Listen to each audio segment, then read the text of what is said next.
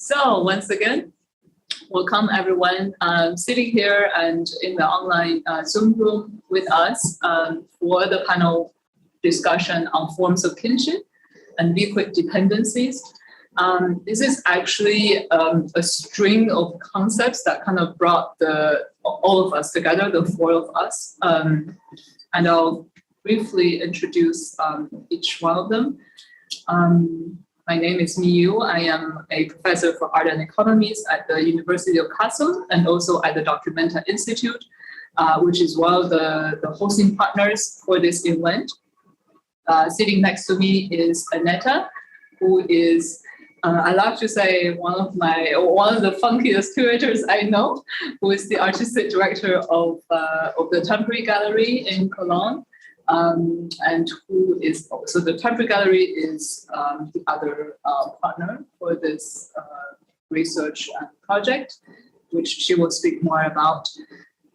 We also have Aiwen, designer and also from based out of Rotterdam, who took a very long and almost perilous journey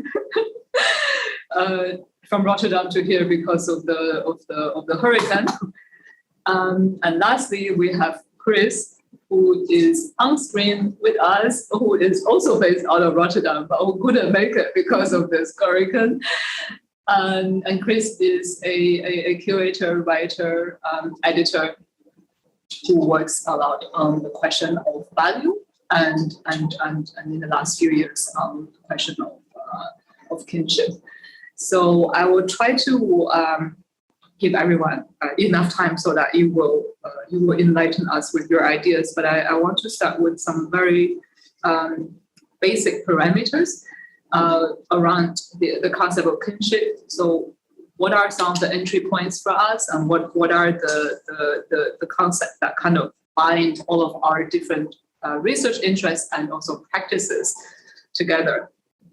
One of them is the personal. So how do we conceptualize the kinship from our own experiences, and how can we extend from our own experiences to look at interpersonal relations and to come at a minimum viable definition of kinship, because it doesn't have to be based on, as we've always known it, the family, right? So kinship doesn't have to be family. It doesn't have to be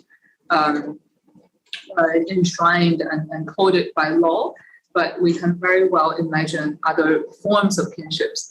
And from here, it's only a small step to make to this whole idea of family abolitionism, which I believe Kris will speak about, to ask how can we reimagine kinship and family from a queer, feminist, and communist perspective?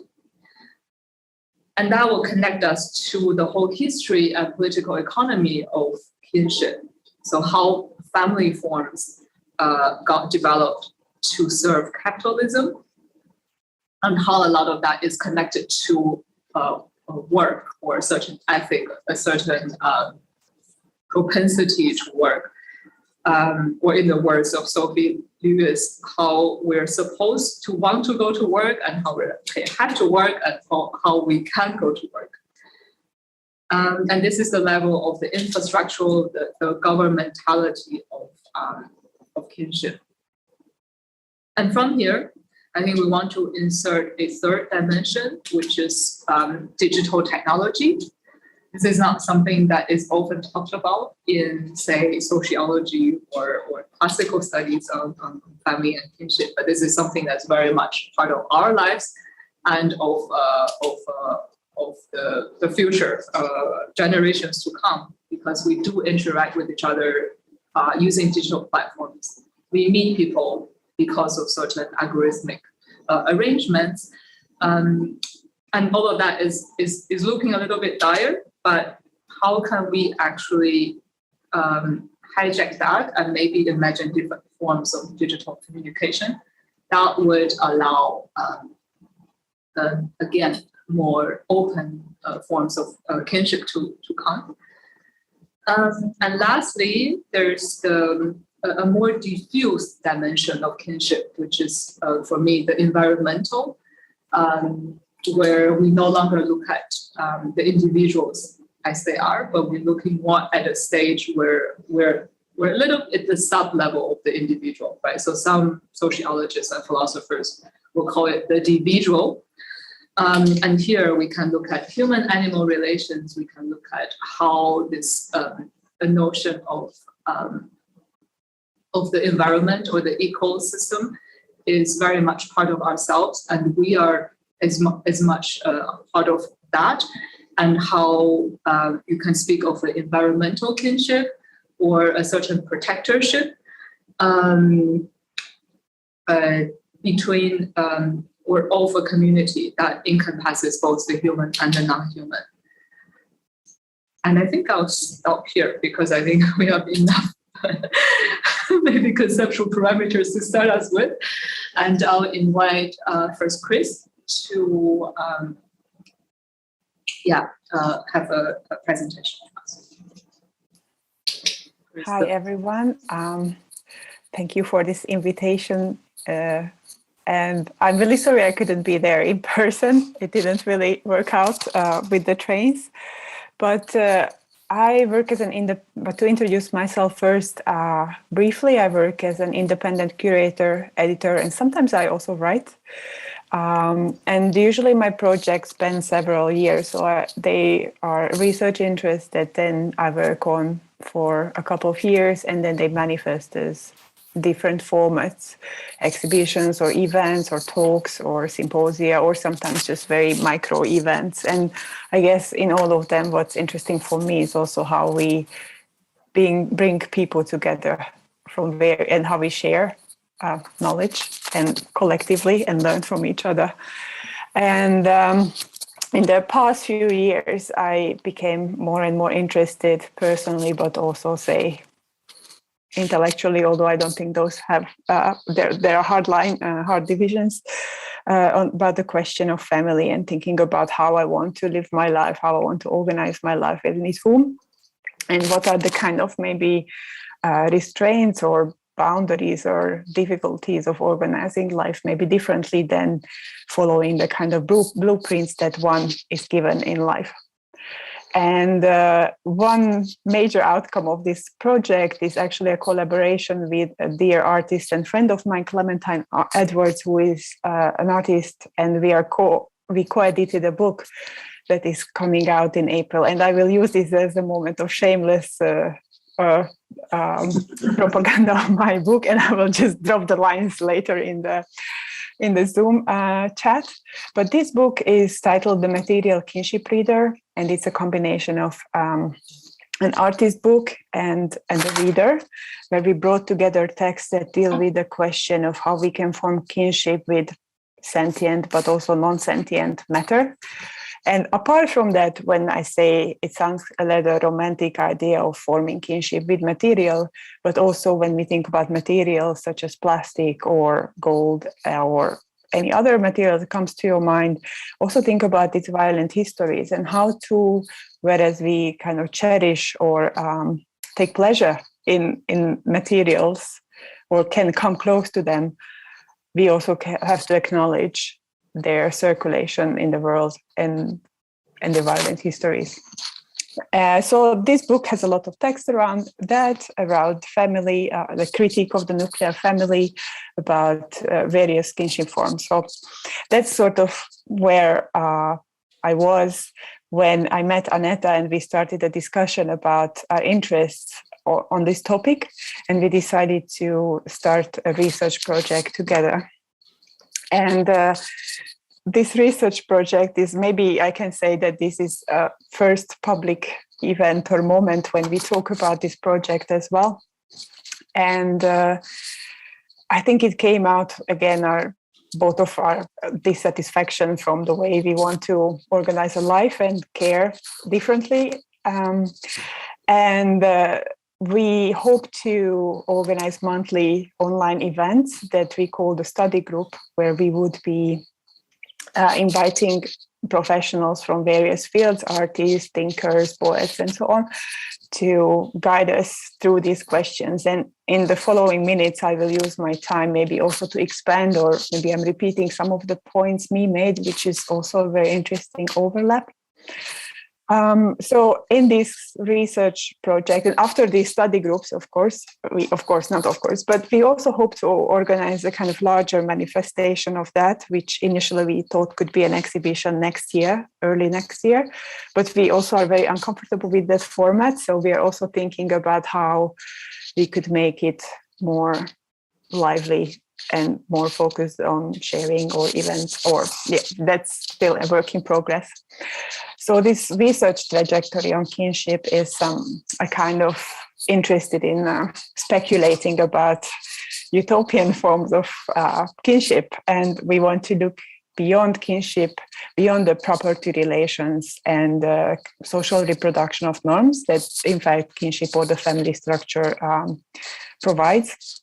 And we are interested in the critique of the nuclear family, but we also want to use this critical thinking, or to expand and use these ideas to also think about other ways of, or kind of funnel this energy into thinking about other ways of living and being, because there's been so much said about the critique of the family, and it goes back very, very long time since its foundation, so to say, as a major model of living in the world. So we want to think about collectively with others and contemplate other ways of organizing life. Also, it was interesting then when we started this project or talking about this research idea, there was a lot of articles surfacing. It was during the pandemic times, and there was a lot of writing about, how the family is a kind of failure, and how there is a lot of domestic violence and the gender inequality and domestic labor and reproductive labor in general, which are very viable critiques, but these are also issues that has been, came to the surface now in a larger public, but these are also issues that are not new. And maybe the discomfort or the disappointment in the structure of the nuclear family has been already expressed and felt by many. And so this is also a kind of moment where suddenly this topic is actualized in some way. So either way, we are made to believe that in the world we live, that if everything collapses, that it's only the kind of family, that all we have. And we want to question this assumption and consider what else can we have, how else can we connect in a kind of long-term or sustainable way. Although I kind of don't like that word, but yes. So there are several aspects that we discussed earlier with Aneta that we want to bring into this project, and maybe I will just mention a few. I think I have still a few minutes left, and then maybe Aneta can also add to that a few points that I potentially forget. So when we started our research, and still want to expand on that, is a question of the social and economic history of the family. And yesterday, we also gave a talk with the students where we also discussed how the family as a form emerged, and in the era of mercantilism, which had its kind of peak in the 17th century, it also became the tool to make workforce. Mercantilism as a kind of structure that promoted the rise of population and achieved its height in its economic as an economic and social policy in the 17th century. Basically, its main thesis is the more people there are, the more wealth there is, the more production happens in society. Of course, there's a lot of remaining sentiment around this policy. So in that sense, that's also the era where the nuclear family started to be formed as a kind of most prevalent structure in the world, where it became responsible not only for the kind of social reproduction of norms, but also for the economic reproduction of capital and wealth, and producing new workers. So that's something we would like to think about more on a kind of theoretical level.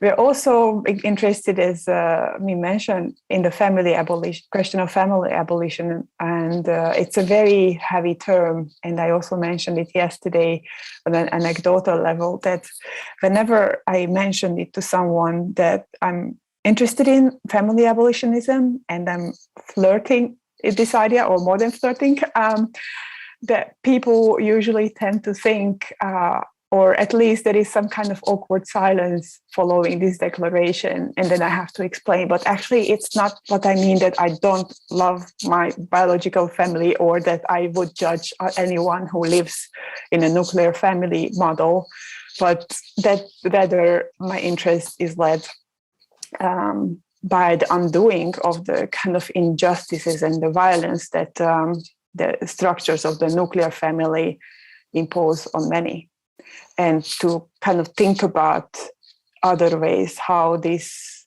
structure that is made very, very inefficient and oppressive could be something else.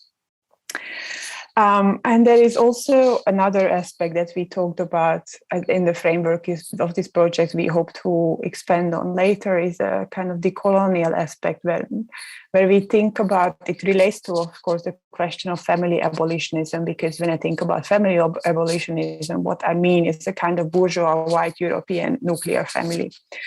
And if you think about that question immediately, I feel we should also ask, like, whose families and whose families were already abolished, throughout the colonial violence. And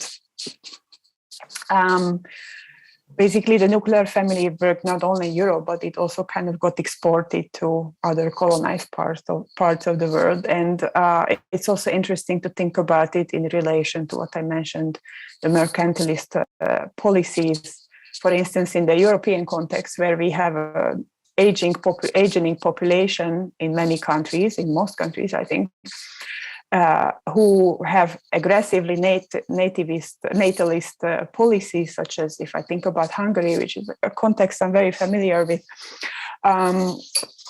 they aggressively promote the birth of new babies, but at the same time, they even more aggressively are anti-immigrant. So what they want is this kind of production of the white bourgeois family form.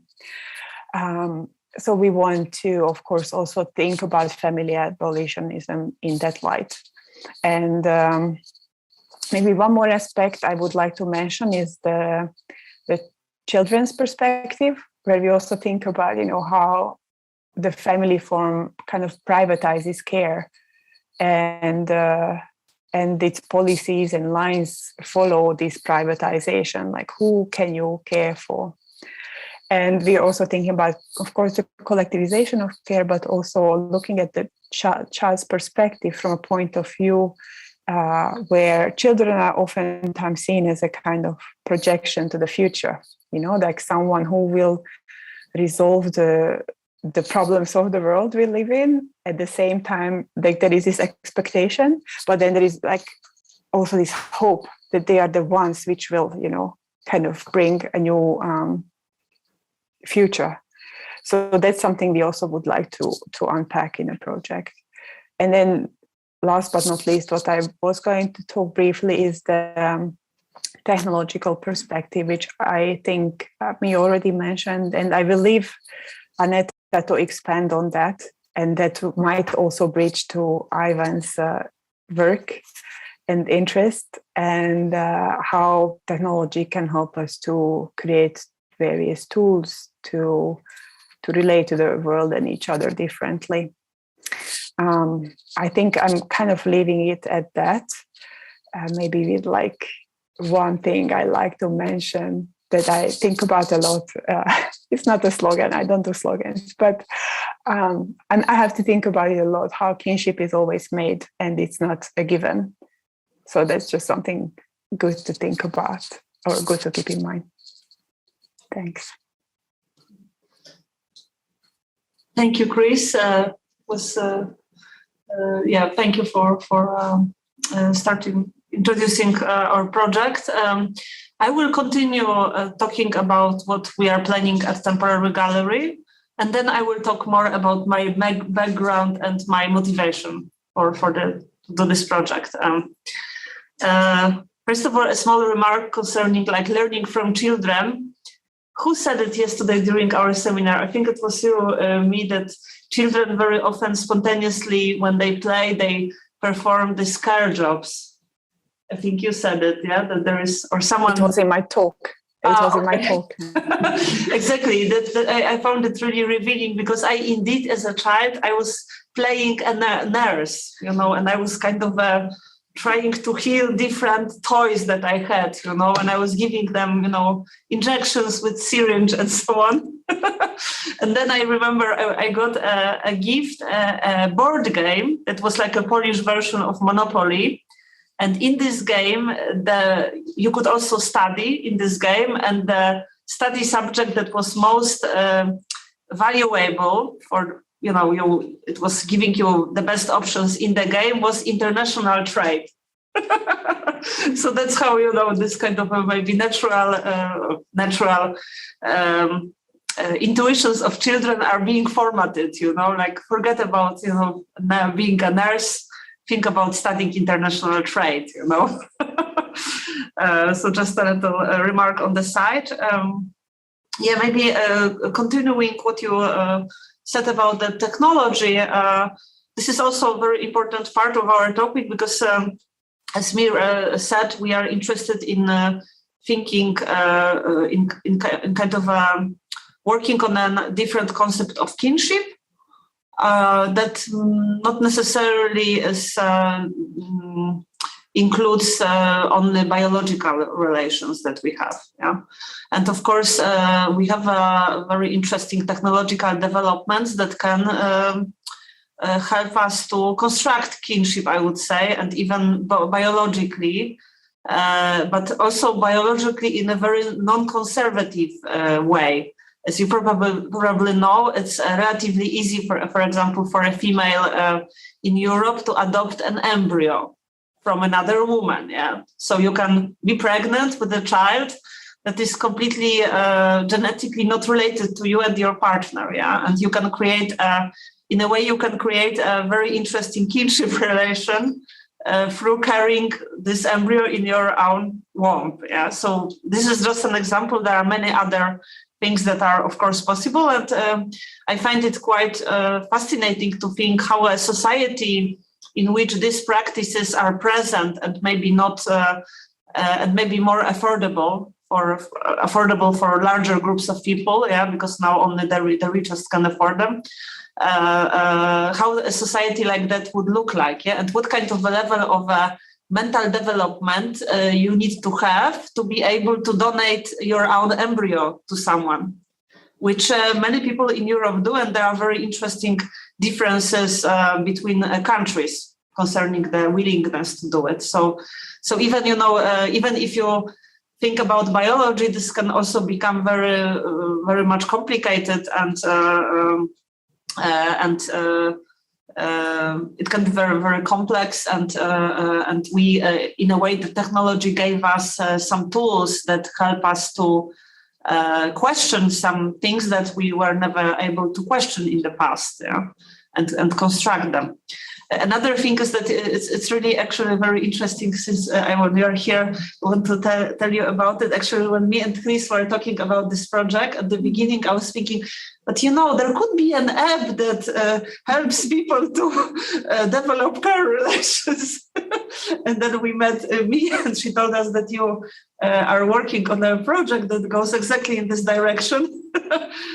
So, of course, I don't want to be naive concerning the use of technology, and I'm sure you're talking a lot about that. But we're also having this thought that maybe there are some solutions that could help in extending our relations of kinship, or extending the existing networks of kinship. Another aspect of the project that we also are really interested in is, you mentioned it a little bit, Kris, but it's also like the notion of class.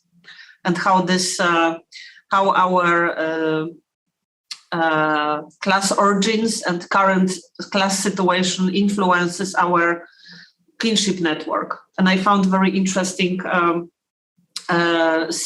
research results. They were from US, but I believe you probably will get some similar results in Europe, showing that people that don't have such a big income tend to have wider kinship networks, because they just, they cannot afford to live in nuclear families there, because they cannot pay, for example, for childcare. So there has to be someone in the family that does it. So somehow the economic situation, of course, it's not unproblematic, and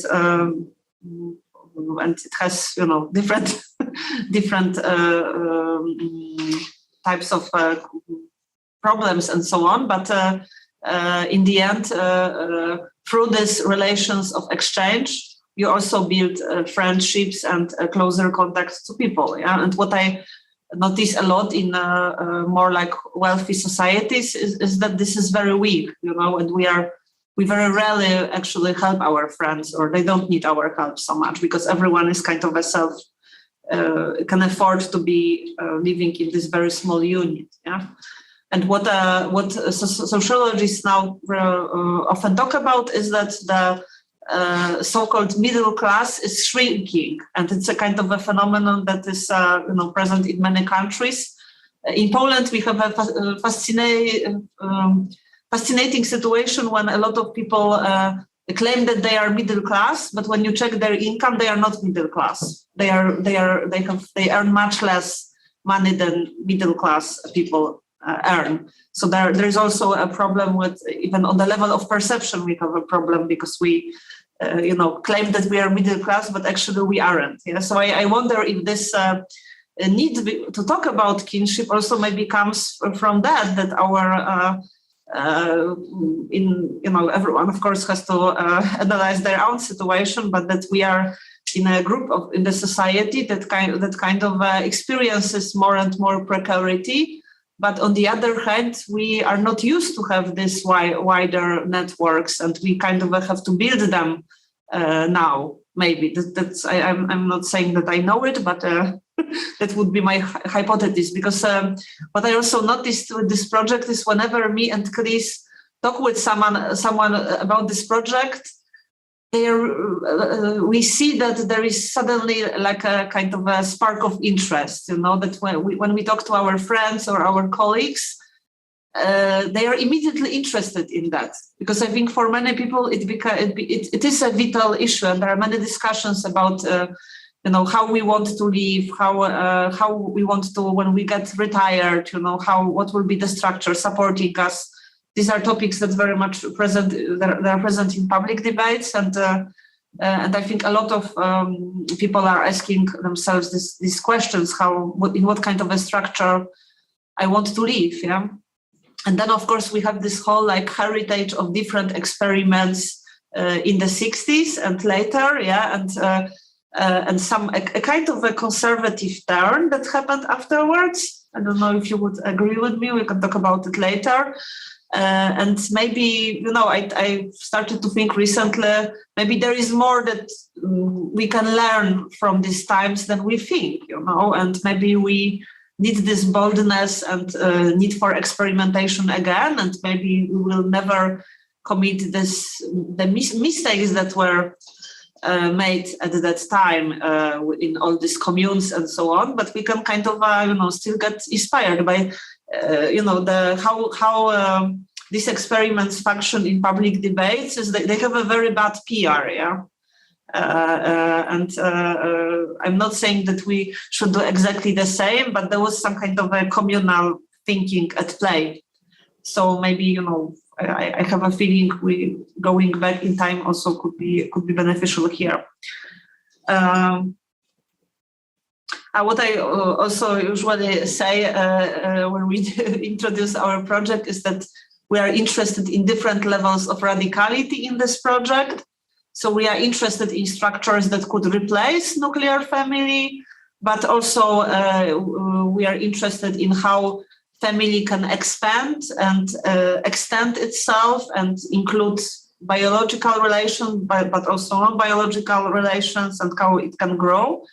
And also, I think models in which several families come together are also interesting. So there are different, I would say, points of entry to this topic, yeah. And depending on our personal situation, maybe we will be interested in one option more than in another one.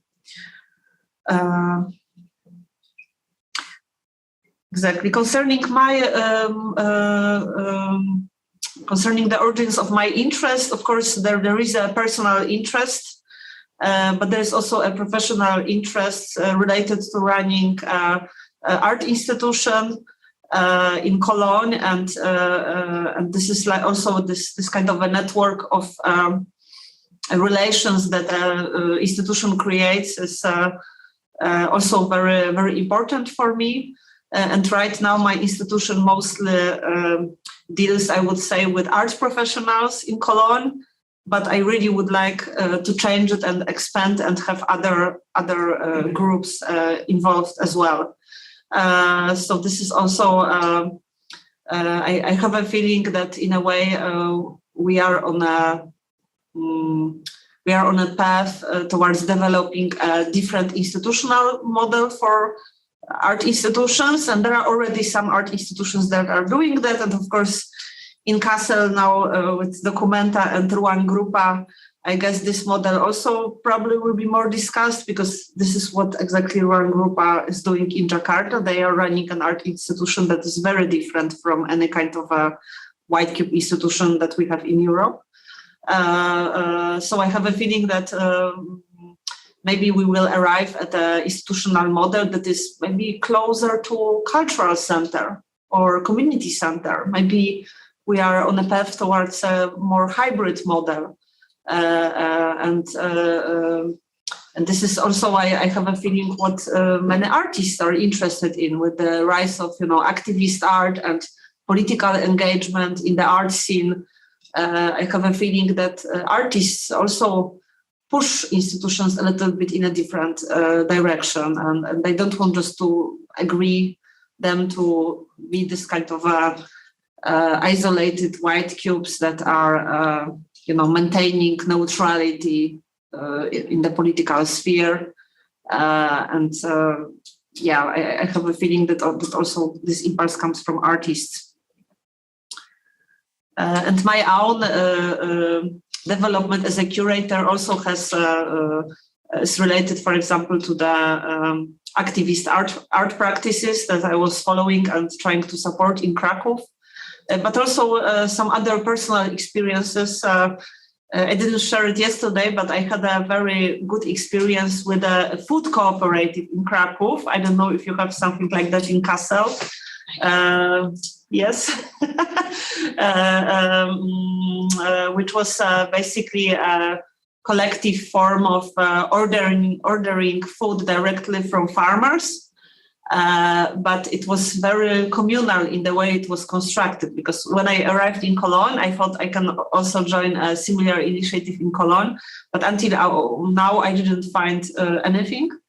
You can have a subscription from a organic farmer, and you just get your food delivered to you, But what we were doing in Krakow is we had a whole we had a whole a system for ordering food, and in the end we had our own.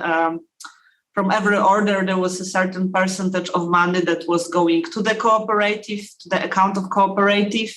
And in the end, we could afford renting a space in Krakow and organize our own events and use this space also partly as a storage space. So there was a whole community around it. And in the end, it was not only about getting access to very good food, because the food was amazing, but it was also about being in part of this group, which I don't know how many members they have now, but when I was there, they had around 200 members and around 50 orders per week. Which means that 50 people ordered something and were coming to pick it up from a specific location. And I heard very interesting stories from other cooperatives in Poland where Some of them even financially supported their members who were in need. So this happens. And I heard that one cooperative paid a dentist bill of someone. Remember? So that was very, very good experience. And of course, it was not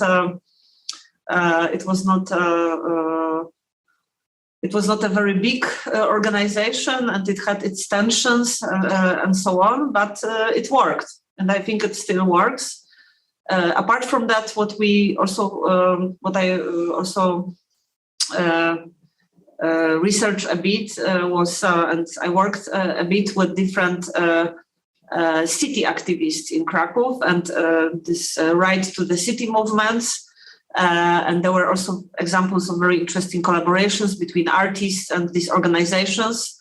So I feel here a lot can be done, and this definitely informs my curatorial practice. I don't know if I have time, or maybe it's enough. I want to maybe quickly wrap up. Okay, quickly wrap up. I see this Kinship project. I also see in a larger context that I would summarize as fighting. I call it NAR, neoliberal art realism, and it's inspired by Mark Fisher and capitalist realism, which says that the current economic system, the status quo, is the only one that we can have. So there was, we are at the end of history. There will be nothing beyond capitalism. So I applied this to the art system. So neoliberal art realism would be that the current status quo of the art system is the only one that we can have, and the transformation is not possible, and we have to agree to what we have. So I really would like to fight it, and I see what Temporary Gallery is doing in the context of this, that we will be trying actively together with other institutions to establish different working standards and different ways of working in the arts, in the arts sector. And this is, of course, very utopian and probably also naive, but I think that's, I don't see any other way. And so many artists and curators complain to me, I'm sure you know it. There are so many people disillusioned concerning the state of the art scene that I have a feeling there is a good, base, and we can really change it, and we can talk about kinship within art community, kinship with other artists, with curators, with institutions, with art teachers.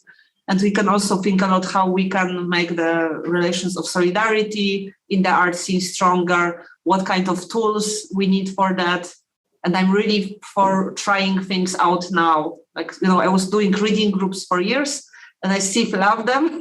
And we were discussing ideas, but I think at some point it's important just to try out things. And then, so on a very small scale, Temporary Gallery is trying to do that, and I hope pandemic really slowed everything down. Also, in a good way, but also in a very bad way.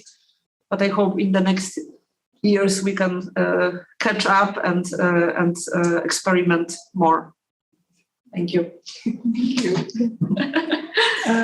Pass it on to Aiwen. Yeah, thank you so much, Kris and Aneta. It's a lot to unpack, actually. Also, that amazing to see how the project reunion, also somehow in conversation already with you. I would love to just respond to every line that you both said, but I assume that we don't have the time.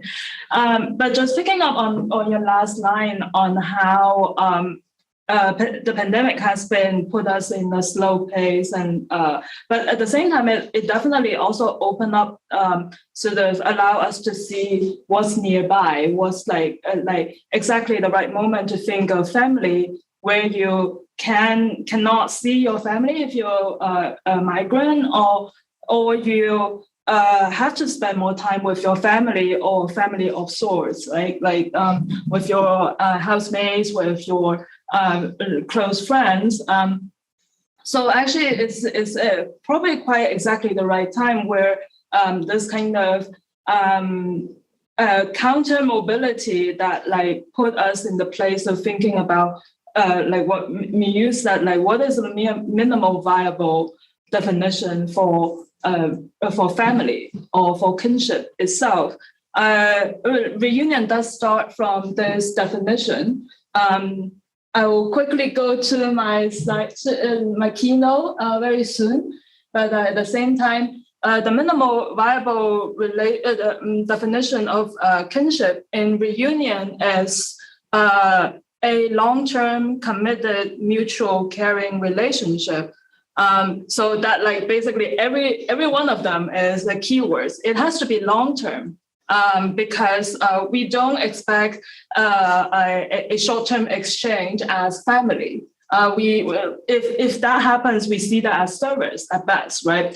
We bought something and then we quickly exchange something. It doesn't necessarily to have a meaningful relationship. And I think time is at the essence here where we really need the time commitment for each other and for long-term so we can envision a kind of future. So that is where we sort of start, like the first definition of kinship, long-term expected care. Then that, of course, like care is sort of like by definition that we expect our family to care with us, and then we will care for them. So then it has to be mutual, and so that kind of like three kind of keywords sort of define and inform the design of a reunion network.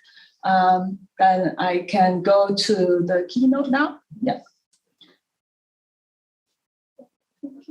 So at the same time, I came from a design background. I studied design for my entire life, probably. And so a lot of my work has been actually begin with the unsatisfactory of design, where you sort of have a discipline that assumes that you connect with people, you communicate with people, you help people to connect. But in effect, it quite often is driven by, desire, competition, and also the things that we don't need in our life. And then it draws away our attention from what is important for our life. And wondering why design has been always living in this kind of contradiction, and then why does it always so and then it becomes a question of like, is design actually can only be serving for the goal of capitalism, and can it be done otherwise? So starting from that, almost about 10 years ago, I started with the theory called relationship-centered design. I don't know, can we start from the very first slide? I think this is not the first slide. Sorry. Yeah. So relationship-centered design is sort of like a design methodology that I trying to propose, theorize, and also practice in the same time. And reunion is actually one of the most important, well-developed, and also the very first projects that I'm starting to practice with this theory. But very shortly go through relationship-centered design is sort of trying to work away from the mass communication design. Can I go to the next slide, please? Yeah. Why design always needed to be designed for the wider public, and what is like the wider public in the eyes of design? I basically started with this question with when I go to art school, and then I was really enjoying doing very intimate design project that communicate with my classmates and tutors. They all very appreciated it. Only until the end, they were like, okay, now you're going to graduate, so please do something that other people can appreciate too. So I'm like, but this is like so then like, I sort of like, I doesn't like it, like, because I suddenly enjoy so much freedom in an intimate communication where you can insinuate things, when you can say things that appear otherwise, but you actually mean something else, right? So that is the kind of communication that I really find it interesting, and also so much ingrained in our relationship. that is something that you cannot duplicate, you cannot take away by any other people. So I find that sort of like very much de-alienation, instead of like the most of the design they're trying to reach to as wide a public as possible, but it doesn't care who is the public eventually. So, and I assume that is at the core of like why design has always been contributing to alienation, has always obeyed to the capitalist rule, even if it tried not to be.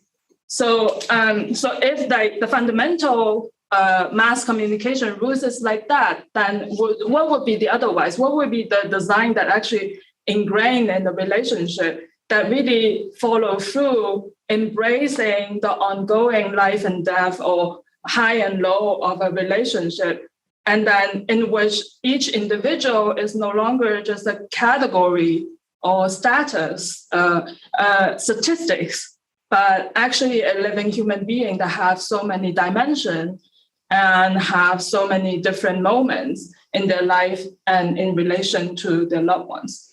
So that is what I'm trying to do in practice and in theory. But first and foremost, both me and Aneta have mentioned the role of digital technology, but that is quite the problem. We know all of our contemporary life where digital technology fast forward the connection, giving us so many options to know people, to connect with people. Swipe left and right, you get an option, right? But that isn't a meaningful relationship. And quite often when we left with any kind of this kind of brief encounter is an endless kind of existential crisis, because eventually you know that if you see no one special in any swipe left and right, you also know that other people see you in the same way.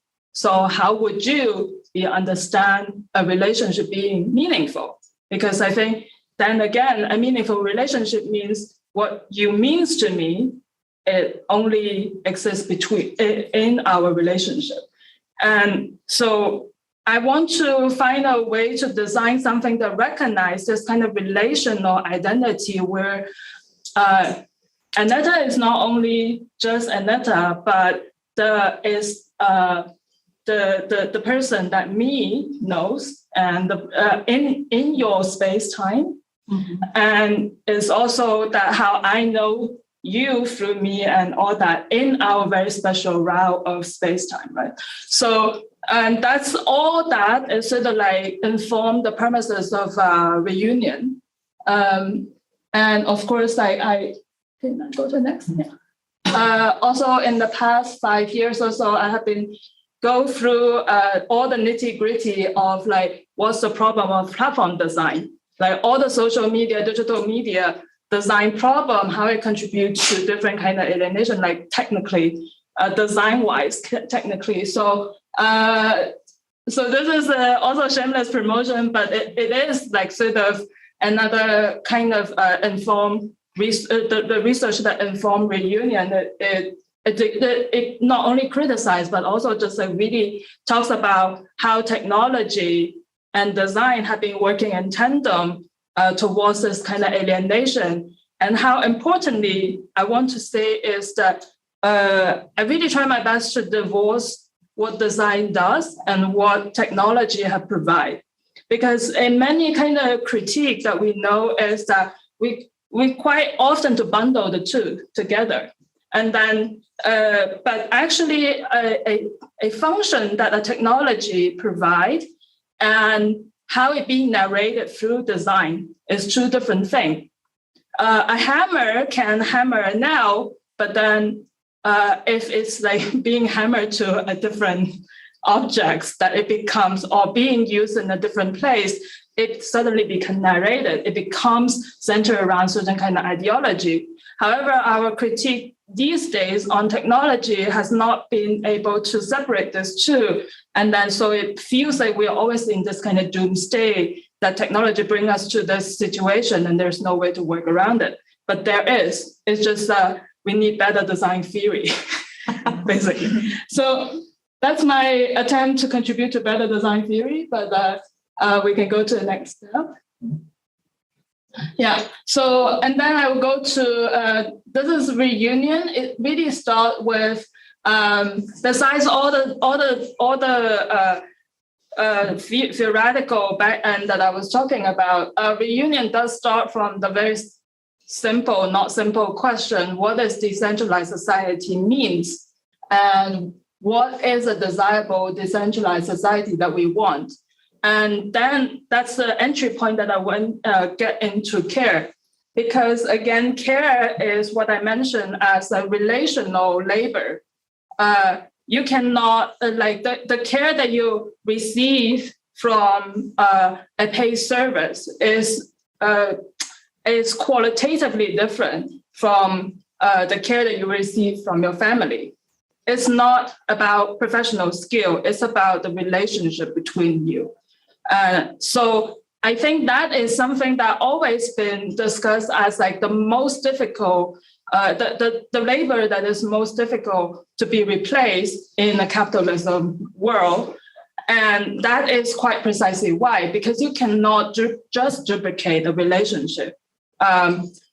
Even like let's say, even if you have a machine, a robot that take care of you all the time, like then you establish your special space-time relationship with the robot. The robot does become irreplaceable, right? Probably some of you have seen the film called Moon, the very lonely astronaut living in the moon, and then the only company and carer that he gets is the robot, and then they becomes emotional, etc., etc. So the assumption that like the brutality of capitalism is to assume that everyone is replaceable. Every part of our relationship, every part of our organization is replaceable, and therefore it can lead to growth.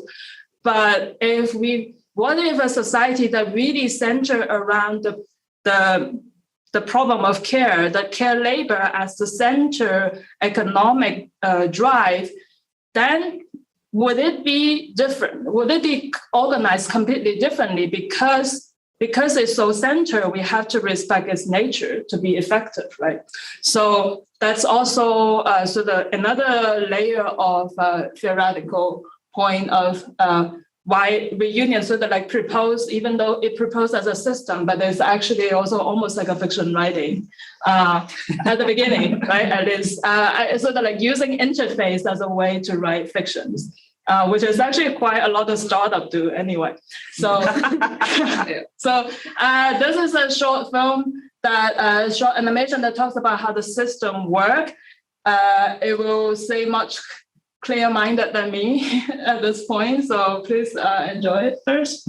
It is hard to stay grounded in our atomized and efficiency-driven modern lives. The fast-paced lifestyles of our society make it difficult for us to become a haven for one another. Evolving technologies have led to longevity, but they have also amplified anxieties for aging communities. Love and company have become tasks amidst the flurry of independent lives. Elderly abandonment is no longer just talk on the street, but rather a foreseeable reality. Freedom now comes hand in hand with loneliness in the metropolis. We don't have to live like this. Reunion Network sees caring relationships among people as the cornerstone of a sustainable society and takes them as its premise to design a future society of care. With this vision, Reunion Network has designed a digital app made up of a currency system and an economic model. When integrated, these elements create a virtual social system. As you join Reunion, the first relationship you create is the one with yourself. This is a relationship that will accompany you all along the way.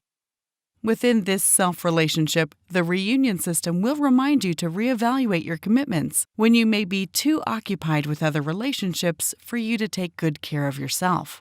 We can only have healthy relationships with others when we are on good terms with ourselves. Equally, the system will remind you when you have many relationships, but not enough time and energy to maintain each of them. These mechanisms are here to help you keep a balance between your own health and that of your loved ones. After creating a relationship, you can add activities to it. Every time you send out an invitation or complete an activity, the system rewards you with personal tokens, PTs, which are always connected to your first relationship, the one with yourself. These personal tokens are non-monetary. Rather, they represent the value of your care work. You may create many relationships or simply initiate new activities in existing ones. To create a relationship, you may send an invitation and accept requests from others. As you provide and receive care, the personal token of each person in the relationship is organically combined to make unique mutual coins. Mutual coins are connected to relationships between two people. Mutual coins can be used to purchase products and services as long as both persons in the relationship consent. Mutual coins are generated only when your relationships enter into the second or third contract stage, CS2 or CS3. In the reunion network system, there are 3 stages to describe a relationship. What do the stages signify? The first stage can be considered when you have a trusted friend with whom you exchange favors from time to time. With this person, you may consider formalizing your relationship to be a first-stage relationship in the reunion network system. Your relationship with yourself is also a first-stage CS1 relationship. There's no financial bonding at this stage. A relationship in the first stage only represents your willingness to take care of each other and record your activities. In the case that you want to take a step forward and develop the relationship further, with the interest to count on each other more substantially and make more commitments with one another, you can choose to develop your relationship by moving to the second stage. At the second stage, both of you will need a modest monthly financial deposit to validate your respective personal tokens. The deposit will be saved into the account of your relationship as mutual coins. The mutual coins are the unique collective fund of your relationship. At the same time, you will also be rewarded with extra personal tokens according to your records of activities. In this way, you and your loved ones develop more mutual coins from your active caring relationships. Certainly, no relationship is stagnant. Even our relationships in families change as time goes by. With this in mind, there is a checkpoint in every relationship created. The checkpoint provides an opportunity for you to review together and look forward together. If the original relationship contract still reflects the expectations you have for your relationship and for one another within it, then you may extend the relationship. If the expectations have changed, then you may change it according to your discussions. If you do not wish for the relationship to continue, you can easily end the relationship contract. Of course, you may also choose to upgrade your relationship to the third stage, CS3. This development requires you to have 6 friends in the second stage or third stage relationships who may collectively validate your relationship. When your friends have validated your relationship, your local welfare institutions may review your application for their support.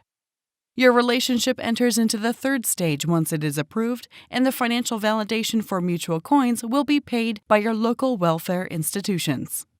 Your third stage mutual coins can be used to purchase products or services in local co-ops in order to help the financial support and the maintenance of your relationship. Through this provision, your local welfare institutions support your relationships in local small businesses at the same time. This development of local economies will help mitigate economic migration and establish more stable connections around you. Additionally, if you or your relationship partner are moving away from your shared locale, your relationship does not have to end. As long as both of you want to maintain your connection, your mutual coins will still be valid in both places. This makes the opportunity for your local welfare institutions and small businesses to collaborate across districts. In the meantime, residents, businesses, and welfare institutions collectively construct a translocal care economy in support of a caring, prosperous, and sustainable future. This is how reunion will help you hold on to the beautiful and strong connections in your life, so that you and your loved ones can stay with each other and support each other for longer. So, speaking of how family abolitionism have a PR problem, we work really hard for it. So you see that actively use the very usual mundane startup style to mitigate any suspicion and resistance of that's how you call PR design, right? Because essentially I think also Kris said that essentially removing family, taking away a symbol or a institution that we related so deeply about sense of security, about care, about love, is not what we're trying to do. It's not what we're trying to talk about. What we're trying to talk about is how the nuclear family setup, working alongside with the neoliberalism, that it doesn't really no longer serve the function or the expectation we have with a family anymore. And then it doesn't serve our real life needs. And then what do we actually need in our life? And then how can we turn this into an opportunity where we no longer fixated on what a family must do and what does must count for a reliable relationship. Instead, we turn this into an opportunity where we can actually think further about essentially what do I want from a family? What do we count for a society that we want to live in, right? So in that sense, removing that kind of suspicion is quite important in our project because we actually definitely went through that part that we went all very artsy because we all come from this experimental design background. We immediately went very artsy and experimental in our visual language. And when we talk to some sort of institution or even possible policy partner, and then when they see that artistic iteration, they're like, "Oh, you're artist," as if that implies that this thing wouldn't mean anything. So it becomes this thing is only for museum and for play, and which it doesn't have to be. And of course we can criticize that being ignorant, but then Reunion does have this ambition or desire to bridge between a desire fantasy and a reality that we currently live in. And I think design is exactly about how to bridge that. And then so you can actually talk to the people that actually live in this space-time and convince them to move to the other one, right? So just so you know, if you were suspicious at the moment of talking of all this technical validation and then checkpoint recording activity, all this kind of thing. First of all, of course, technically we're still looking at how do we best protect the privacy ends of things, and then but second, it's also on top of that. How do we still, when we offer a radical proposal, when we want to protect privacy and then protect people from being stigmatized in one way or another, and at the same time convince government as in probably the most stable institution and also having active power in governing our life, how do we convince them this thing is still work? And then how does because they do have a practical administrative thing to do, right? That especially if we talk about welfare, if we talk about regulation, legal thing. And so when we design that, we really have that in mind. What is the best way to balance out all this kind of thing so that we can actually convince them this will be your best solution for an aging society instead of, forcing women to get pregnant. So that's sort of a very practical strategy of this one. And then the game that you will play tomorrow is actually based on this, but in the game it will be less complicated in terms of the procedure of the administrative part, but more complicated on your personal end. So, yeah, you went through about 20, 30 years of your life. It's like your life went very fast in the game, and you go through all sorts of things, and also with each other. So, on that end, stay tuned then. A lot of things still can be unpacked, but I think we can leave that to discussion, maybe. Yeah. Okay, thank you so much, Kris, Aneta, and Aiwen. I think there's so many ideas percolating, and I almost don't want to take too much of the time. I feel there are already tangents in between your presentations that are in dialogue. So it would be really good for you to hear how you play them against each other. And of course, we also want to open up to the audience. But maybe one very small point, since you ended on the institution, I think that might be a good place where we can get real.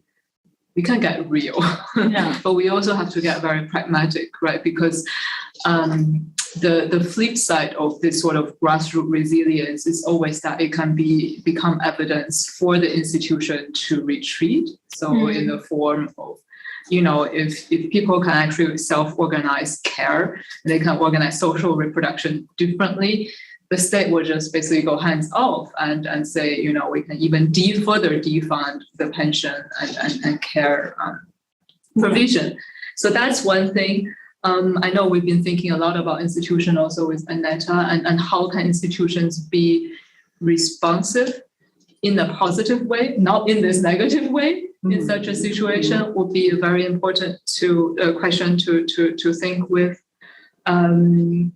And also maybe one last point, it is a difficult terrain to navigate because there are always this sort of habitual kind of folding back into a certain way of thinking. So we were talking a bit earlier in the discussion about, in trying to rethink kinship, you will have someone like Donna Haraway proposing that let's not make babies but kins, and then in the very statement itself, it is she's really falling into the trap of individualizing guilt, right? Which is very much a thing that we have in the society, especially with climate change. The invention that the personal carbon credits, the personal carbon footprint is essentially a invention of BP, right? So again, looking at institutional change and individualized, delegated guilt and responsibilities, and where we have to act so that it's not just at the level of self-organization, but also at a structural level, will be something that I guess I can put on the table. Mm-hmm. So maybe any of you can pick any, and can pick up on that, or you can address each other in your. Maybe I can pick up on that. Sure. Yeah. Because that's actually quite precisely the reason or context where a lot of people ask reunion. The project of reunion is like, why do you need government involved? Why do you want government involved for such a I wouldn't say libertarian, this project can be understood in so many ways from just based on your background. But for me is that exactly like you say, there's so many grassroots movement and so many of even in the art world, right? We're so much relying on free labor just to sustain it. And I'm very much hate that. And I think that if we are talking about care economy as really the foundation of how our society actually managed to sustain at all, it really goes down to the fact that our city being clean every day, our home being clean, and whoever is performing that labor, you go to the school, there are things that are being maintained all the time. Maintenance is the very, very basic thing, but it's always being considered the very undervalued labor. And I would like that to be stopped, especially if they start with the science fiction to talk about how, what will be a desirable decentralized society. That would be my desirable version, where at least that was not overvalued, but at least, properly valued. And that's also part of the reason why the currency is also being involved in the reunion system. It's actually you see from the personal token where it represents your unique value, but it doesn't circulate itself. It has to combine with a committed party. And then that works in the context of a relationship.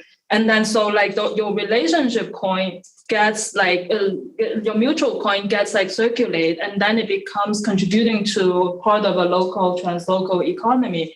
All that is trying to think of we have been hearing so many criticism about economy drive us apart, but it doesn't have to be, especially with digital technology, when you're given the chance to talk about reprogramming money.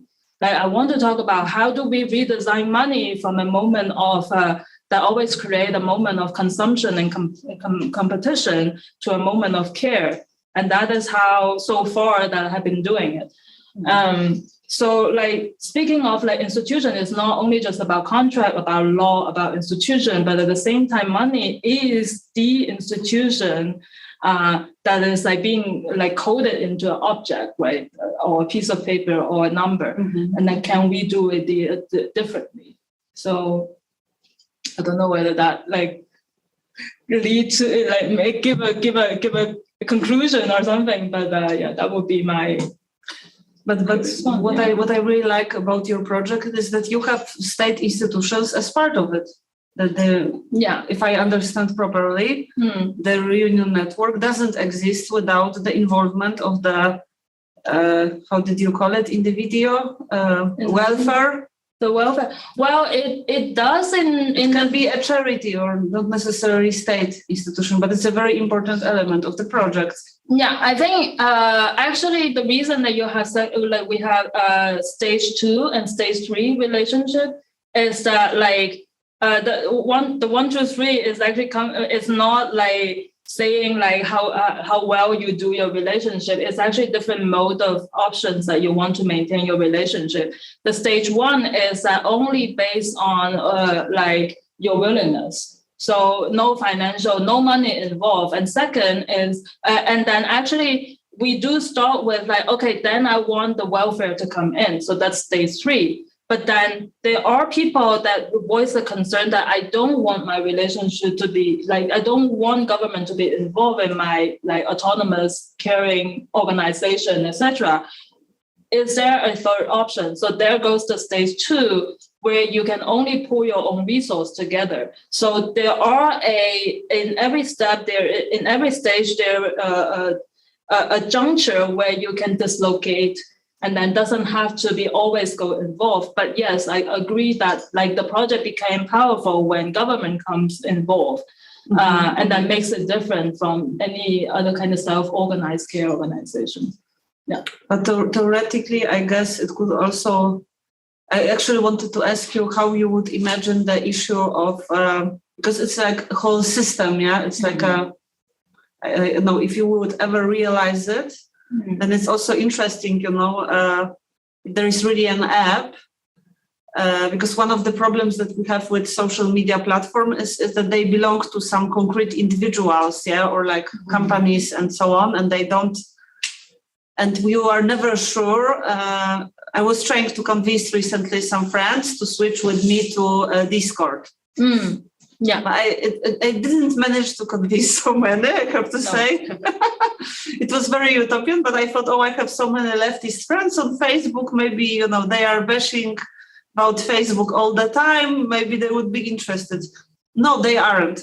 No. And I have a feeling that many of them think, okay, it's another commercial company, Discord, I don't have any guarantee how they will use my data, yeah. Although from what I know, Discord doesn't use data, and it's actually more, I think, based on some kind of a subscription that you can have to use more features, yeah. So that's already much better model, yeah, because you you kind of you don't pay with your data like you do on Facebook, but you can just pay directly as a subscription. And I think people are now used to subscriptions, like Netflix and so on. It became kind of popular to have them. But on the other hand, even with this subscription, it still belongs to some private subject, and I don't have any guarantee because I'm not the owner. I'm not co-owning Discord. So I don't know. I'm sure you had also considering. I mean, work. Yeah, totally. I mean, how does the infrastructure, like technical wise, will work? It's definitely a huge challenge. In terms of because from a design point of view, you definitely need to think of like how do you ensure the quality of the servers and versus the versus the decentralization of it or the fair practice of it, right?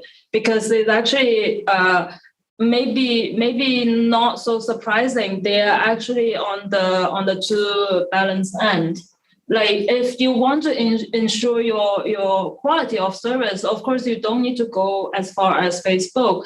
But one of the thing is like how a lot of cloud servers manage to update their servers, like it respond to requests very immediately because they collect all those data. And so just like from a very practical end, it does that. Of course, you can ethically not using your data to sell product, etc. That's all that thing. But then if we talk about infrastructure itself, in a physical infrastructure, when you build it, everyone has access to it. And then you don't need to pay any data. Like, of course, you pay your car, like all the kind of road fee, all this kind of thing. But then because it went on so many buffer in terms of administration and processing, it wouldn't track your data. It doesn't track your individual behavior that much. But then in the digital infrastructure, it goes much more complicated. And all I can say is like the model that we have now, they're not come in any surprise or even not coming from any vicious purpose. They really all just surrounding how do I make things easy to use. So you get a platform that designed that way, and then they want the cost come back to it. And but the user has to kind of develop trust towards the platform itself, and this platform needs a legal form. Yeah, I'm not talking about reunion, of course. Like I'm talking about like your leftist friends who bashing Facebook but cannot leave it. Okay. To that end. And then reunion, on the other hand, like why it doesn't really take place after 4 years of development, besides privacy and besides data part. And besides like the welfare system that we want that to be real instead of just like, self-organizing. That is also one of the thing. How do you ensure a infrastructure has its consistency while at the same time being able to govern by the local as in like just the community itself, the user themselves, right? Because even in the game version, like Liquid Dependency, the one that you will play, I have already organized from Shanghai, Helsinki, Leipzig, and Amsterdam now, just to translate the local data to share their experience. How do we set up the infrastructure to make sure that every local context can come into play while at the same time there has consistency? Is already massive headaches, and like to manage that level of data and design it properly. So how do you?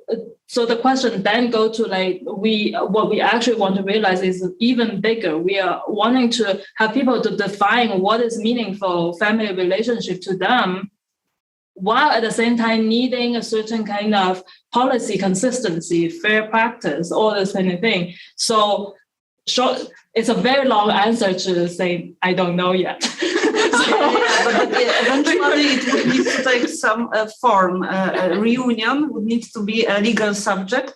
Yeah. It would be a company, or no. Would it be a cooperative?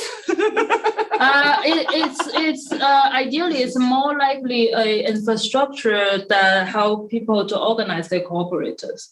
So much more looking at the open source software and that we provide infrastructure purpose. Hopefully that like basically we're like construction company help you to build your kinship. Okay. So we hopefully we don't own anything, but it's hard to say. But theoretically, I could imagine that reunion, for example, could, I think, work as adopted by a specific group of people, community. And then instead of having this welfare institution, there are like monthly payments of all members of this community to the common bank account. Yeah. It's at least, something like that was happening in the food cooperative that I was member. And then from this money, you can give things people, but it has to be big enough, I guess. And then this could be co-owned by the members. That's also then another technical difficulty is that the reunion deliberately designed that only for dual relationship. It doesn't have like a central bank account. So it's basically like every dual relationship has a bank account. No, but you could have all the users that use reunion, all people that use the app, that they form. That we have like 100 people that will put us in a very, very challenging legal position. Yes, because I think Aneta, your model works very well in the sort of local co-ops where you're in one physical time space essentially, whereas reunion has the translocal part. The translocal part is difficult. Yeah, the thing is of course. And then also of course the thing is about like if you think about how like local banks works, like it's sort of like it would becomes a constraint of like how this network of relationship works. Yeah, anyway, that gets probably too technical. It gets a little bit technical. It gets into the territory of like the modern monetary theory territory where, actually we can actually very much reprogram money and based on certain set of and for certain communities so that it doesn't disproportionately benefit only the rich, but it's actually benefiting a community.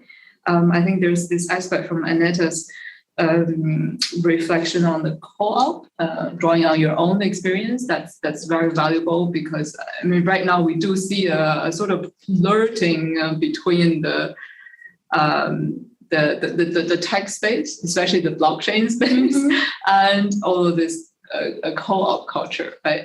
And there you have different models where basically people try to invent a certain tech infrastructure so that you can cooperate.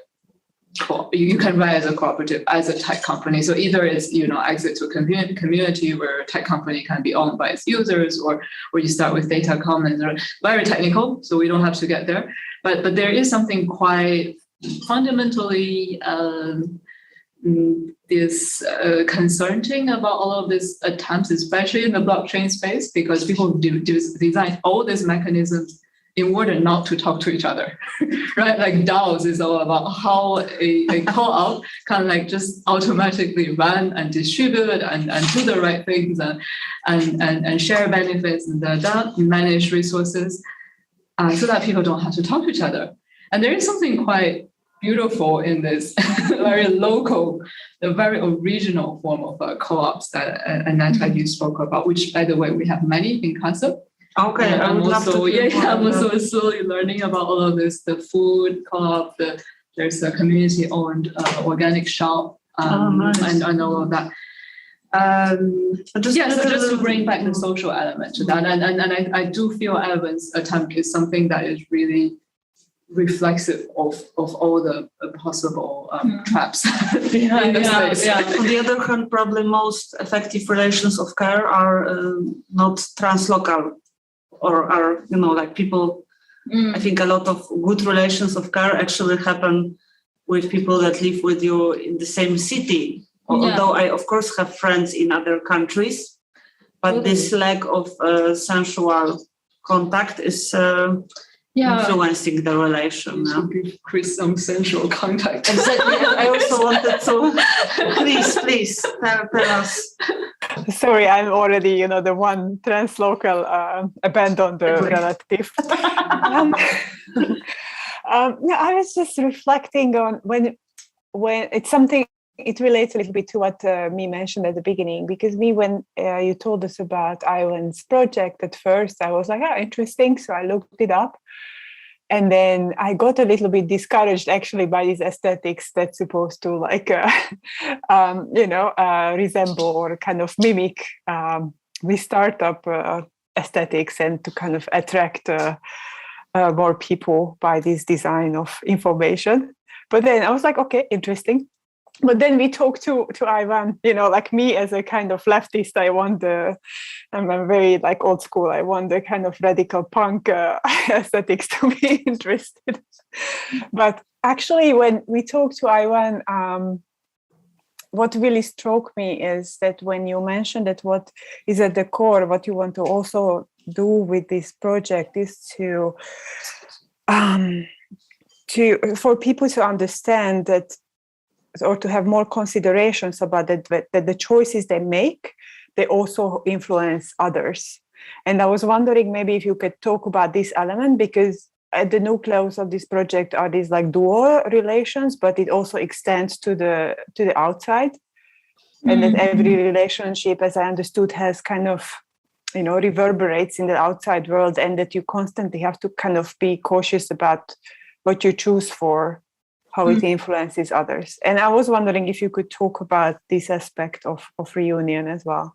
Right. Actually, that part was more like an observation from how liquid dependency was being played so many times. So basically, every time that liquid dependency play is like a simulation of how if reunion is taking place, how it will change people's thinking, right?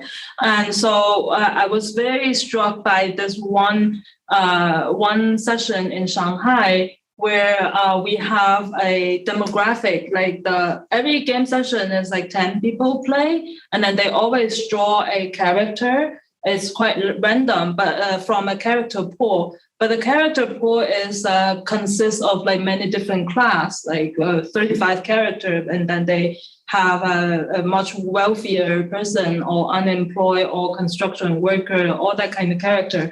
And then everyone draw that card by blind, they can really handpick them.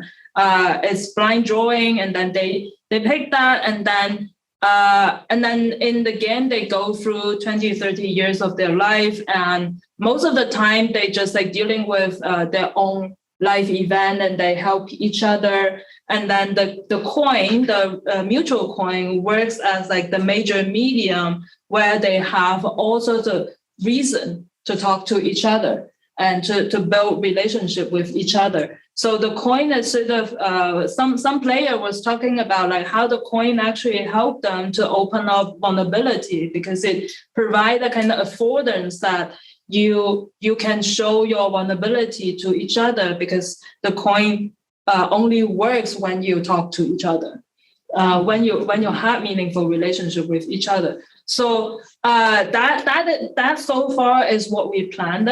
But then in that Shanghai session, we have a very small cluster of people that is working class, and then the majority of them is middle class and even slightly wealthier. And so the overall composition is that one. So what happened in that session is that when the younger and working poor demographic really want to build a collective infrastructure, which is part of the game, where you can sort of build collective projects together, and then you have many things to choose from. And so because they're so severely suffer from lack of money and lack of stability, they really just want to have their wealth increase, right? They just want that project happen. And everyone understand, and everyone see after 15, 20 years, their life has been constantly unfortunate. So they just everyone really feel the empathy. But at the same time, at the same time, there's another elderly that was very well loved by the community because she helped so many people, and then she provided kind of like community strength, and then everyone just feel like very so connected to each other. And then at the moment of the like when they have enough collective funds to build a project, not for two but only for one, then people run into a struggle that the elderly, the very well-loved elderly, wanted to have a good retired life, the old life. So, and then she also see that everyone is getting older after 30 years of lifetime. So she said that maybe our community should build on a better nursing center so that everyone can get old better. Very good argument. But the younger group, which is like, we're dying. Like, we're really, really dying. We really just need that project happen. And then we can all benefit from the money, right? But then, of course, the collective project cannot build from normal money. It has to be the mutual coin. But then there's only limited amount of mutual coin because the time is that many only. So what I see from what I see from the process of that debate is that instead of most of the democratic debate where you see people insist on their rights and then the other is wrong, you see the whole conversation goes that they really know what it means to take this project. It means it's at cost of someone else's benefit, and then that someone else is not any individual on the street. It's someone that they care or the people that they care about. So how does that coin create this kind of almost a liminal message of that whatever that we choose is influencing other one's life? So they completely change the whole democratic debate that we have in that thing. I was very moved because in the end that everyone, when they're trying to debate, they just trying to think of like, what can I do for you? Afterwards, even if if I take this project, what can I do afterwards to compensate you? So that is very unusual in all sorts of democratic debate that we maybe know these days. And I think it's a more ideal one, right? That like we know that it's not just about you right and I'm more, or the other way around. So that's what struck me the most. And then that's also what the players contribute. I think the beautiful thing about Liquid Dependency as a game version of Reunion is that it really provides us like more human narrative and then like really real quote unquote data, but more real life story in simulation, but still feels very real to tell us like what does it mean? Yeah, again, like to live in a decentralized caring society. So that's a very beautiful story from that game session. I think it also speaks a lot to, we start by looking at the interpersonal and we slowly expand it. It's not like we're all altruistic or anything. Mm-hmm. That's not what we're trying to push towards because it's not realistic. Mm-hmm. But that as we build this interpersonal relations, part of it does get kind of extended and ultimately we have this kind of, we're in the stage of caring with and caring within a much larger community, even without being asked to be altruistic. Yeah, exactly. And I think that goes to in your opening monologue. Sorry. To talk about like the ecological dimension of this. Actually, I do want to bring about that, like the long term and the relational. That the whole idea that you like whatever you do is in relation with others, is care with others. That it actually. It doesn't directly talk about taking care of our planet. It doesn't talk about ecology, non-human, all that kind of thing. But it definitely provides you the thinking tendency of aware of your surrounding and to understand about what does it take to have a meaningful long-term relationship? It means that you cannot go too extreme. You have to think of consequences. You have to be patient, not just looking at the result at time, but thinking of like what could happen in the long term. So I think that I always tell people that this, like in a very deep level, is the ecological project. But it just doesn't go like on the very obvious, like, rhetoric sense. So. Yeah, but I don't see any problem in incorporating in a system like that non-human beings, like animals, plants, because someone would say, but you don't know what this plant needs. We know, because science tells us what plants need, and it's not so difficult to understand. Very dangerous of running into a anthropocentric post-anthropocene. But theoretically, I could imagine, if you would do reunion for many years, you will have like this groups, like sects, like some neo-pagan, movements, and then you bond with a tree, for example, and then you can actually do a lot of stuff for a tree, and science tells us what can be done. So it doesn't have to be anthropomorphizing necessarily, Yeah, totally. I mean, like when we are at the science fiction writing part, like phase, we do write about that. Like, how do you feel bonded with a Roomba that swipe your floor every day? Like, it definitely feels like you have an electronic puppy in a way. But at the same time, like, as we more and more prone to go to like this need to be real, like in one way or another, hopefully like really in the way that we want, we just have to be very practical. Like I can't imagine like any municipality would say yes to giving welfare to you to take care of your Roomba. Doesn't work. No, but there could be like ecological organizations involved, and if you bond with the tree, then you get you can get some compost for free for this tree, for example. Totally. Or temporary galleries, art institution interested in ecology will give you a free ticket to their current exhibition, for example. You could have like many institutions.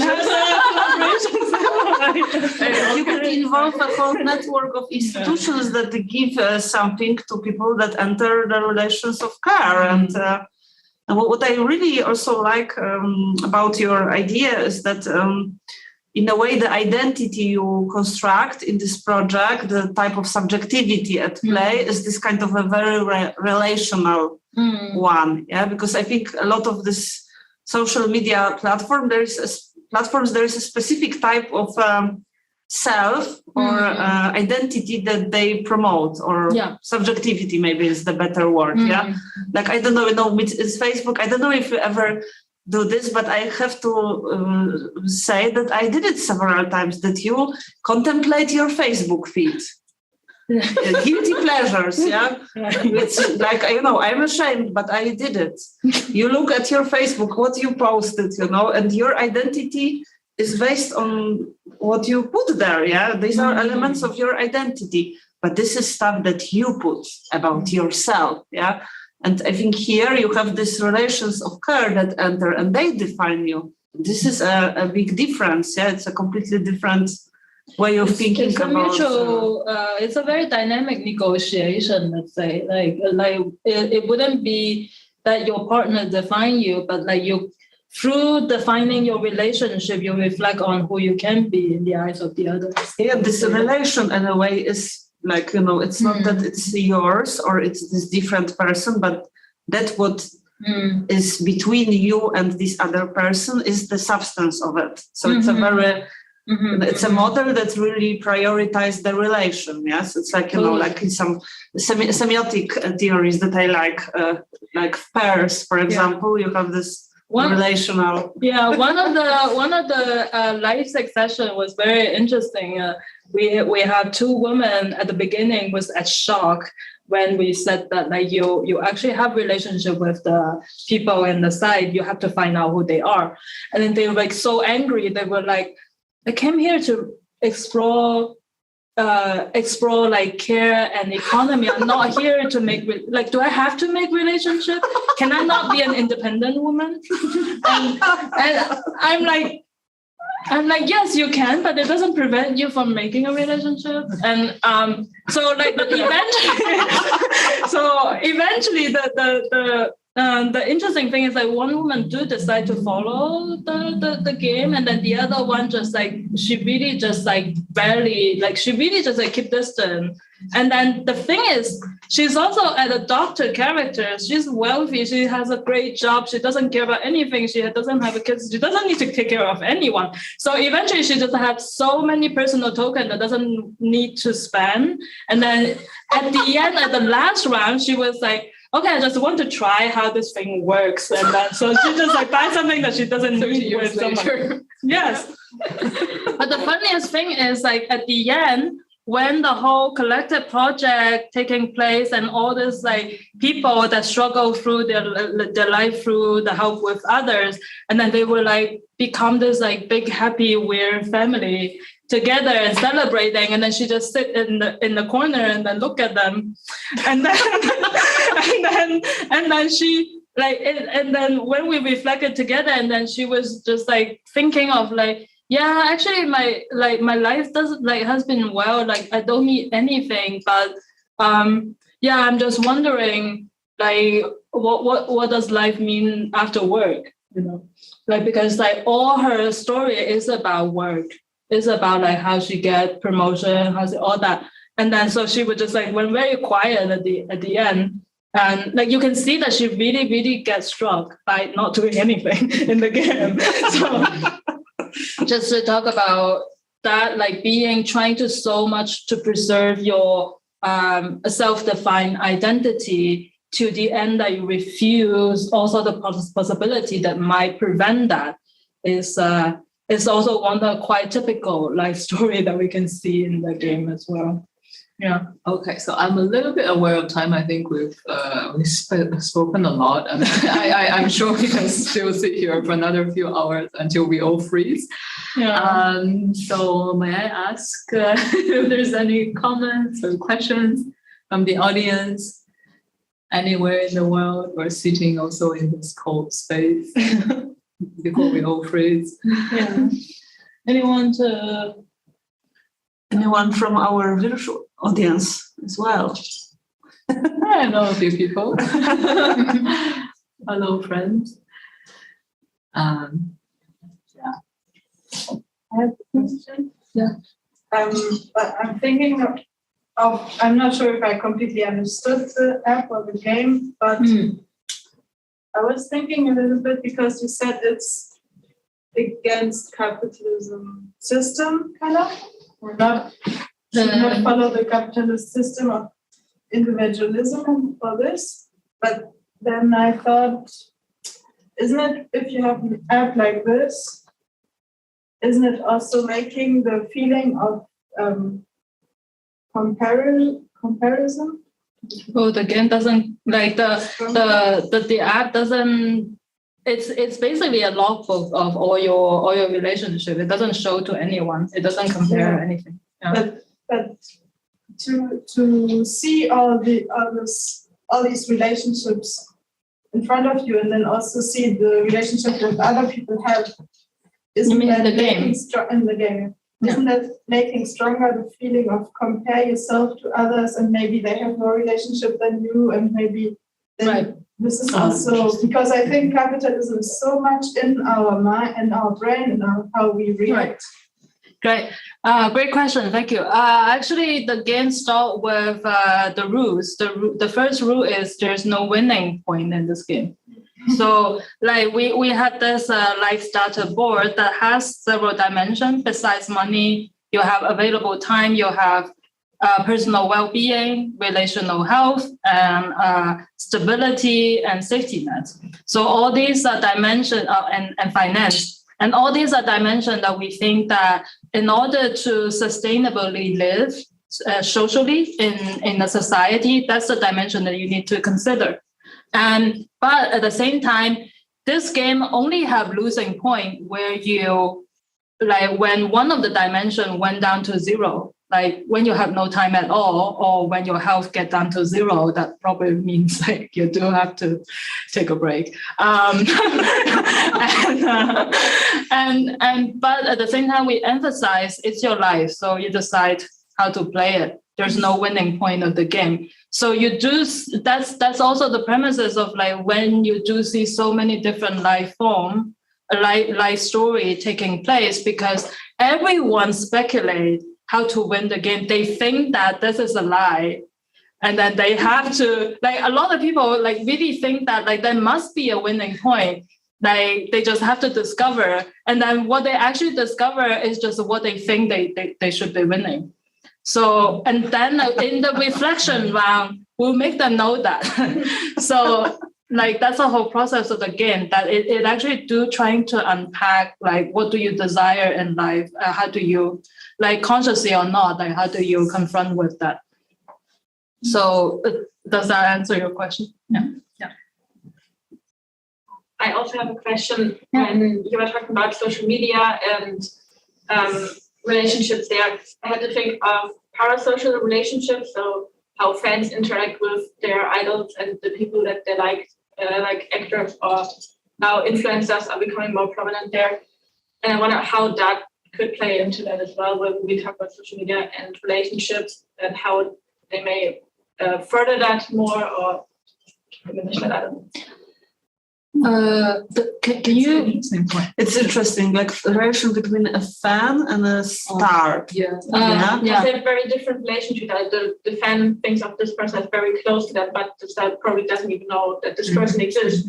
Is it really a relation? Yeah, that's the thing. I mean, in a way, it's more like personality capital. Yeah, persona capitalism. Actually, my essay write this a lot, so maybe you can go to that. It's a 20,000 words answer, so if you want. I think that's such a loaded question. Let me think how to unpack that.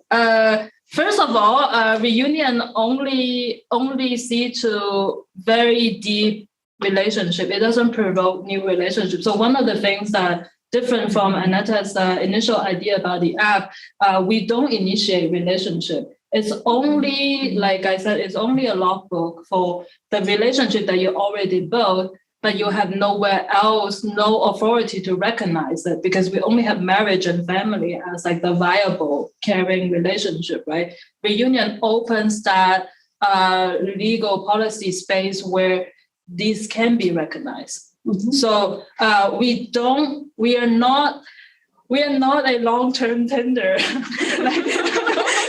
Thank you. So that's a very important point that we always have to remind people, like digital technology doesn't mean various form of Tinder. Please, like there are different possibilities too. So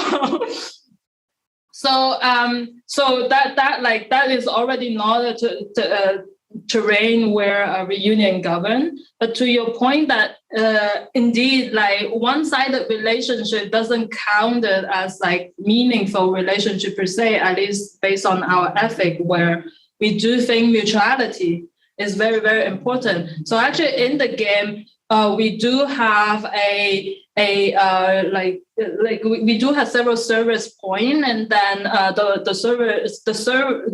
the relationship consultant working in the relationship counseling will tell you or check your story with each other whether it's mutual. So sometimes we will have like a very rich people that is trying to help their home cleaner to just like form a relationship. That's how they know each other. But then we will ask like, okay, I know that you financially help that person besides the job, like you know that like you like this person, etc. But what do you need from the cleaner in order to make that relationship viable?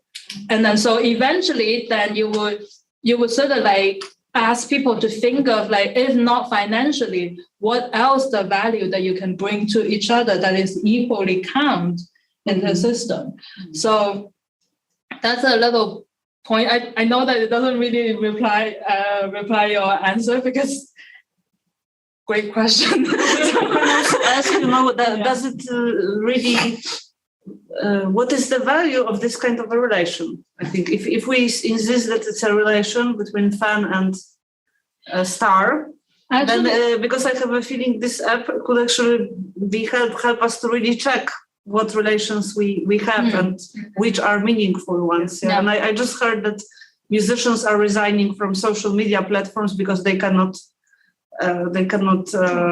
stand the attention that they are getting there, and it's very destructive in a way. Actually, this fan base there. So I don't know. I mean, actually, the second stage one actually do have that very vague phase of one-sided relationship. So like you sort of like in your little mind space, you think that this person is important to you, and then you secretly have a like one-sided contract with that person, but that person doesn't know, so it doesn't really work as a viable relationship. But it did take out your time, so you will have less time for yourself. But this is a very vague territory. Like I haven't fully fleshed out yet, but maybe we can talk about it later. And we can also try it out while we play. Yeah, sure. I have another question regarding, you make a contract with yourself first, and when the system decides, okay, you have an overload, you have to take care of yourself. What about the commitments you made with others? And when those commitments might be shared, so there are two people committing to the same thing for just one person. So there's two questions. Yeah, great question. Great question. Actually, like I asked the answer the second one first. Like the kind of shared commitment for the third entity is the most difficult. Like contract design wise, the most difficult one, because the main ethical problem is that what is the third entity doing there? Like, because they has to first make that mutual agreement, and then they make an agreement based upon the other person's need.